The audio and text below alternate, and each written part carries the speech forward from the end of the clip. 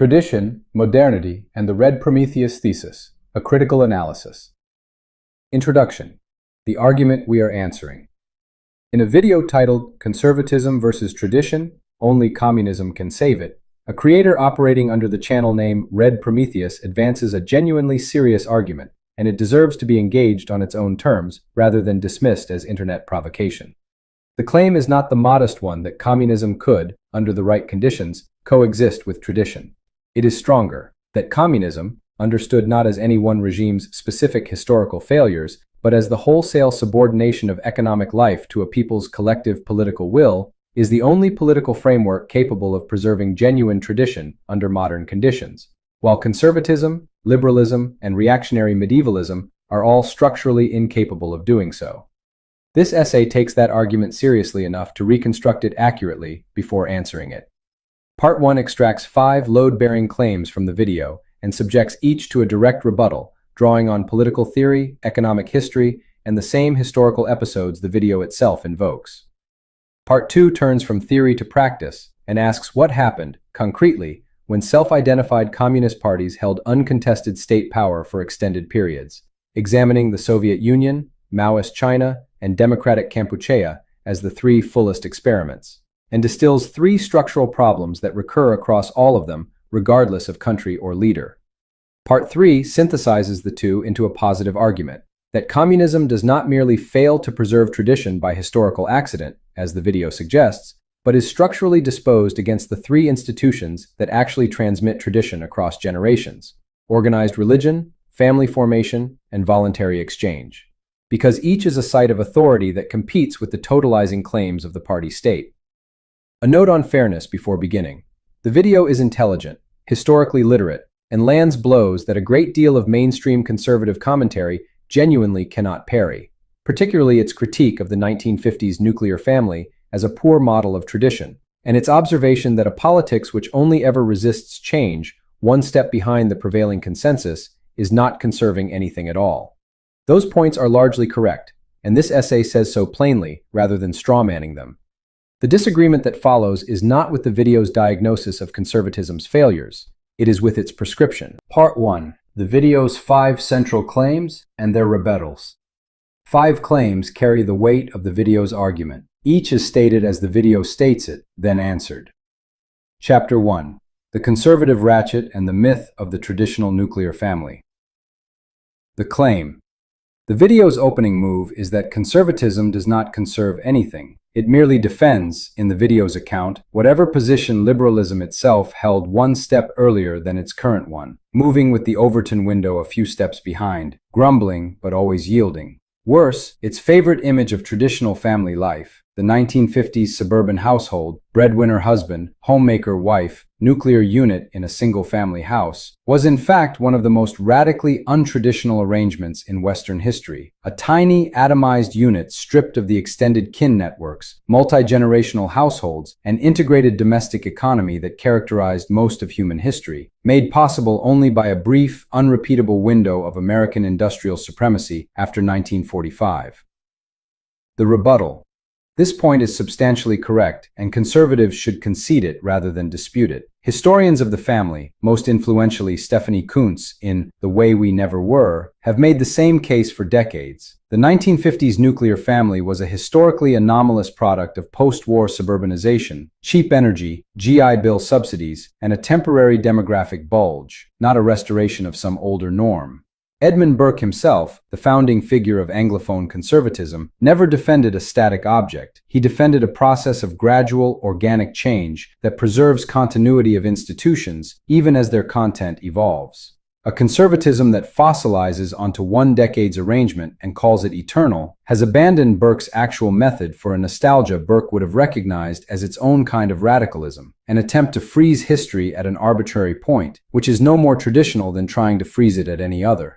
It is also worth noting what the video's critique of the conservative ratchet implicitly concedes about political dynamics in general. Any movement whose goal is to conserve inherited institutions against a faster-moving rival will, almost by definition, look like it is losing ground over time, because conserving is inherently a slower, more defensive activity than transforming. This is a real strategic problem for conservatism, but it is not evidence that the underlying goal, preserving inherited institutions, is mistaken, any more than a defending army's tendency to give up ground over a long siege is evidence that defense was the wrong strategy. The video is right that conservatism, as commonly practiced, has been an ineffective defense. It has not shown that offense, a revolutionary transformation of the entire economic base, better serves the goal of preservation than a more disciplined defense would. But this concession does not do the work the video needs it to do. The ratchet critique shows that a specific, historically recent strand of American pop conservatism has misidentified its object. It does not show that communism is any better positioned to identify the correct object, and it does not show that the alternative to a bad theory of tradition is state ownership of the means of production. The video treats the failure of one conservative faction as though it discredits the entire conservative tradition, including the Strand, Burke, Ropke, Kirk, the distributists, the subsidiarity tradition in Catholic social teaching that explicitly rejects the 1950s nuclear family as the standard and instead defends exactly the things the video says are missing from it: extended kinship, local community, intermediate institutions between the individual and the state, and economic life organized at a human scale. That strand of conservatism is not answered anywhere in the video. It is simply not mentioned, and the weaker layman conservative version is substituted for it as the target. Chapter 2. The Adequate Form Thesis. Are political systems just superstructure for a technological base? The claim. The video's deepest theoretical move is a piece of historical materialism. Every age produces the political form adequate to its technological and organizational base. Feudalism was adequate to a low-tech agrarian economy. Liberalism was adequate to the 17th and 18th century bourgeois revolution and the rise of national markets. But that material base has since been replaced by mass industry, computation, and global scale, and liberalism, still in use, is now, on the video's account, centuries out of date, a relic. The genuinely modern 20th century political forms, communism and fascism, were defeated not because they were wrong, but because the Allied powers simply had more steel, oil, and industrial capacity. The world, on this account, has not yet entered political modernity. It is running an obsolete operating system. The rebuttal. This argument borrows its structure directly from Marx's base superstructure model, and it inherits that model's central weakness. It treats political and cultural forms as epiphenomena of technology and production, when the historical record shows persistent political forms surviving across wildly different technological bases and identical technological bases coexisting with wildly different political forms. Liberal constitutionalism has proven adequate to agrarian societies like the early American Republic, industrial societies like Victorian Britain, and post-industrial information societies like South Korea, Taiwan, and the Baltic states alike. The same basic architecture of rule of law, property rights, and limited government has been adequate across 4 industrial revolutions, which is difficult to explain if political forms are simply downstream of technological base. Conversely, China and the Soviet Union both industrialized under nominally communist systems, but so did West Germany, Japan, and South Korea under liberal capitalist ones, at comparable or superior speed and with vastly lower human cost, which suggests industrialization does not require communism as its adequate form at all. It is also worth pressing on the specific historical claim that communism and fascism were defeated by material resources rather than by any flaw in their ideas. The Soviet Union did not lose the Cold War to a resource-poor liberal capitalist bloc through sheer material weight.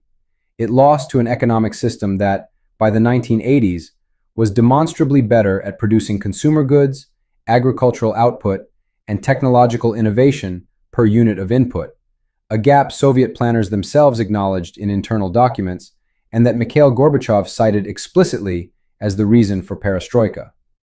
Command economies do not merely start from behind. They systematically misallocate resources because they lack the price signals that let a market economy discover, continuously and without central direction, what to produce, how much, and for whom. A problem identified theoretically by economists Ludwig von Mises and Friedrich Hayek decades before Soviet economic stagnation confirmed it empirically, and now a settled point across the economic mainstream regardless of political orientation. This is not a minor technical footnote. It is the central reason centrally planned economies, from the USSR to Maoist China to Kim-era North Korea, have consistently underperformed comparable market economies on virtually every measure of material welfare, which inverts the actual causal story. The ideas produce the resource shortfall. The claim that communism and fascism lost the 20th century's wars for want of resources, rather than because liberalism was correct, also proves too much. By that same logic, no political system's success or failure ever tells us anything about its merits, since any outcome can be attributed to material contingency rather than institutional design. But this cuts against the video's own argument as much as against liberalism's. If outcomes are just resource accidents, then China's current growth, which the video treats as vindicating communism, is equally uninformative, since China's growth coincides with, and by most economic accounts depends heavily on, the introduction of market mechanisms, private enterprise, foreign direct investment, and integration into the liberal-led global trading system after 1978, precisely the kind of system the video says is obsolete. One cannot have it both ways. Either material outcomes are evidence of institutional fitness, in which case liberal capitalist states have generated the highest living standards, lowest political violence, and longest life expectancies in human history, or they are not evidence of anything, in which case the entire argument collapses into unfalsifiable assertion. Chapter 3. China as Proof of Concept. The claim. The video's central empirical exhibit is the People's Republic of China, a state that has, in its telling, taken the essential content of Chinese civilization, Confucian hierarchy and social harmony, legalist state authority, Taoist attunement to natural process, and organized it through the most advanced modern state apparatus available, lifting more people out of poverty faster than any society in history, while suppressing the cultural dissolution that liberal capitalism exports everywhere else. The state directs capital, not the reverse. That, the video says, is communism in its most important sense, and it is why China's model works where Western capitalism does not. The rebuttal. The claim that China has preserved and organically renewed Confucian and religious tradition sits very uneasily beside the historical record, including the record inside the video's own preferred regime. The cultural revolution's Destroy the Four Olds campaign, launched between 1966 and 1976 by the same Chinese Communist Party the video credits with civilizational preservation, destroyed or damaged more than 4,900 of Beijing's 6,843 registered historical sites in a single year, vandalized the cemetery and temple of Confucius at Qufu, and hung the exhumed corpse of a Confucius descendant from a tree, closed or destroyed the overwhelming majority of Tibet's roughly 6,000 monasteries, and burned Quranic texts and other Uyghur religious literature. This was not an external liberal force dissolving Chinese tradition. It was the Chinese Communist Party itself, acting on Maoist ideology that treated Confucianism as a corrupting relic of the exploiting classes to be eliminated. The party's current selective embrace of Confucian imagery since the 1980s, state-sponsored ceremonies at a rebuilt Confucius temple, references to Xi Jinping thought alongside classical allusions, is a nationalist rebranding project undertaken for legitimacy and soft power, not evidence of an unbroken civilizational continuity. The video's account of a benign, harmonious traditionalism also omits what is happening in China contemporaneously: the mass internment of over 1 million Uyghur Muslims in re-education camps, the systematic demolition of mosques and Islamic cemeteries in Xinjiang, the destruction of the majority of Tibetan Buddhist monastic institutions, the banning of religious education for minors, and a legal requirement that all clergy of every recognized religion subordinate doctrine to Communist Party authority through state-controlled, party-approved religious associations. This is not incidental to the model. It is the model applied consistently, a state that permits only the fragments of tradition that serve its legitimacy and eliminates, often violently, the fragments that constitute an independent source of authority or identity. That is not the preservation of tradition. It is the state's assertion of a monopoly on which traditions are allowed to exist, which is a fundamentally different and much narrower thing. Finally, the video's claim that the Chinese state directs capital rather than the reverse deserves scrutiny. China's post-1978 growth is overwhelmingly attributable to market liberalization, the dismantling of Maoist communes, the legalization of private enterprise, the special economic zones, and integration into global trade. Reforms explicitly designed by Deng Xiaoping to correct the catastrophic economic failures of the preceding communist period, most notably the Great Leap Forward famine. China's economy today runs substantially on private firms, foreign capital, and market price signals operating alongside state direction, not in place of it. Economists across the political spectrum describe it as state-directed capitalism, not the abolition of capital's role that the video claims. Hong Kong offers a smaller but sharper illustration. When the territory's own residents attempted to exercise exactly the kind of local, inherited civic tradition the video claims communism protects, an independent judiciary, a free press, common law legal culture, and the right to protest, Beijing responded with the 2020 National Security Law, mass arrests of pro-democracy legislators and activists, the closure of independent newspapers, and the effective dismantling of the one country, two systems framework. Hong Kong's common law civic culture, itself over a century old and deeply woven into the identity of the territory's residents, was the tradition the central state moved fastest and hardest to eliminate, because unlike a temple ceremony, it was a tradition that generated independent political authority. Chapter 4. The Soviet Dialectic. Destruction as the First Movement of Renewal. The claim. Confronted with the Bolsheviks' well-documented war on Orthodox Christianity, church burnings, mass arrests of clergy, the League of Militant Atheists, the video does not deny it happened. Instead, it reframes it as the necessary first movement of a Hegelian dialectic.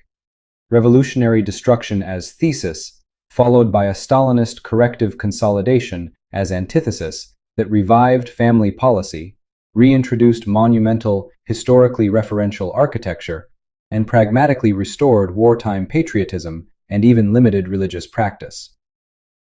The video argues that revolutionary advance is impossible without roots in what came before, casting the early Soviet avant-garde as the upward thrust and Stalinist consolidation as the deepening of roots, and treating both as necessary phases of one process.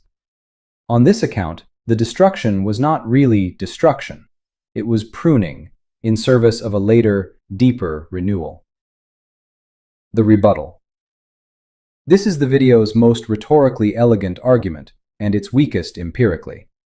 The dialectical frame retroactively converts every act of violence into a stage of growth, which is a structure that can justify literally anything. There is no atrocity that cannot be redescribed as the necessary antithesis if the standard for justification is simply that something calmer happened afterward. But look at what the correction actually restored and what it did not.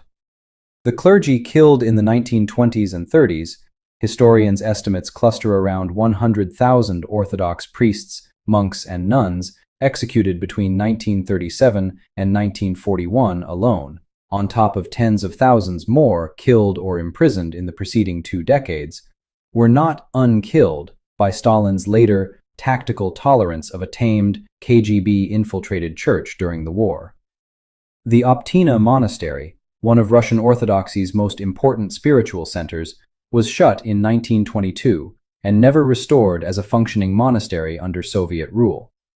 The number of functioning Orthodox churches in the USSR fell from roughly 29,000 in 1927 to fewer than 500 by 1940, and never recovered to more than a fraction of its pre-revolutionary strength for the remainder of Soviet history.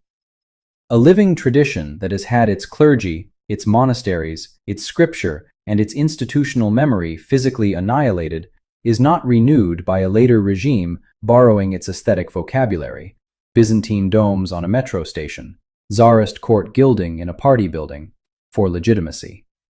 That is not tradition continuing. It is tradition's visual surface repurposed by the same power that destroyed its substance, worn as a costume rather than lived as a faith.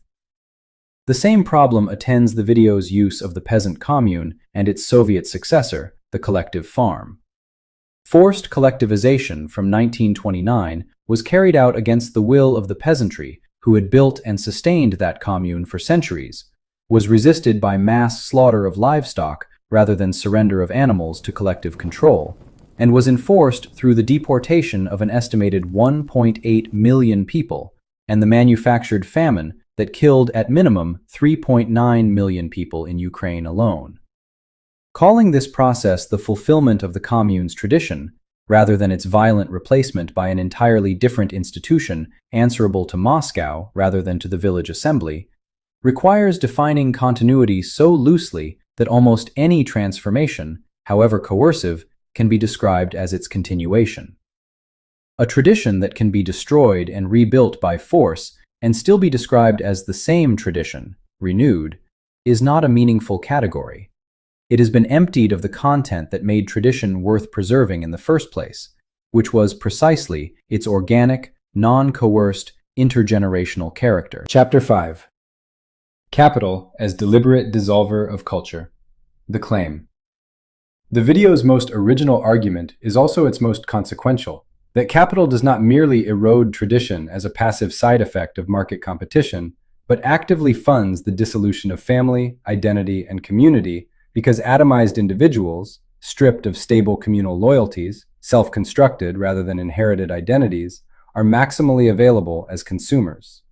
Every need once met by family or community on this account must now be met by purchase. Every identity once given by birth must now be bought as a lifestyle. Conservatives who defend free market capitalism while lamenting the collapse of family and community are, on this view, defending the very engine producing the outcome they claim to oppose, a fatal structural contradiction. The rebuttal. There is a genuine insight buried here that even market-friendly conservatives have made independently. Commentators from Patrick Deneen to Ross Douthat to the National Conservative Movement have argued for years that untrammeled market logic, left entirely to itself, tends to dissolve the very social capital markets depend on, a point with real intellectual pedigree running back to Karl Polanyi's The Great Transformation, and even to Adam Smith's own warnings in The Wealth of Nations about the corrosive effects of an extreme division of labor on the moral and intellectual character of workers. This is a legitimate internal debate inside market-oriented thought, not a discovery unique to Marxist analysis, and the honest response is that markets require a surrounding institutional and moral order, strong civil society, religious and family institutions, and in many cases, active policy support for family formation, that pure laissez-faire does not automatically generate on its own. But the leap from the premise that wholly unregulated capitalism can erode tradition to the conclusion that only full state ownership of production can preserve it does not follow, and the historical record shows why. State ownership of the economy does not remove the coercive pressure on family and culture. It relocates it from an impersonal market mechanism to a far more concentrated and far less escapable political one.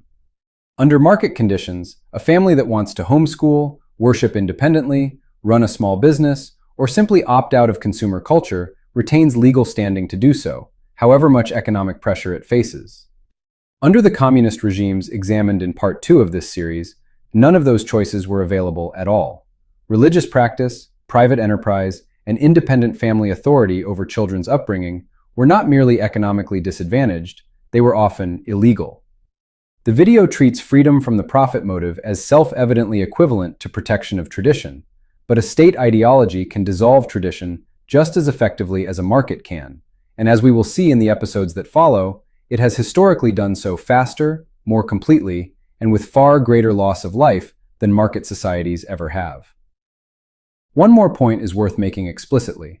If it is true that concentrated capital actively funds cultural dissolution because atomized consumers are more profitable, the appropriate remedy suggested by that diagnosis is to constrain capital's ability to do this through antitrust enforcement, campaign finance restrictions, family supportive tax and labor policy, and robust protection for civil society institutions. All of these remedies are available within, and have historically been implemented by, liberal democratic and market-oriented states. The mid-20th century United States and much of post-war Western Europe combined robust market economies with strong unions, extensive family policy, and powerful independent civic and religious institutions simultaneously, without abolishing private property or suppressing political opposition. The space between laissez-faire and full collectivization is where most of the developed world's most successful family and community policy has actually been built. In the next episode, we turn from theory to practice and examine what actually happened when communist parties took full, uncontested control of a state. Image credits. This episode is assembled from public domain and open source material, shown for educational and commentary purposes. Archival photographs, artworks, and illustrations were sourced from Wikimedia Commons, the Library of Congress, and the United States National Archives, with additional original artwork created for this series. Thank you for watching.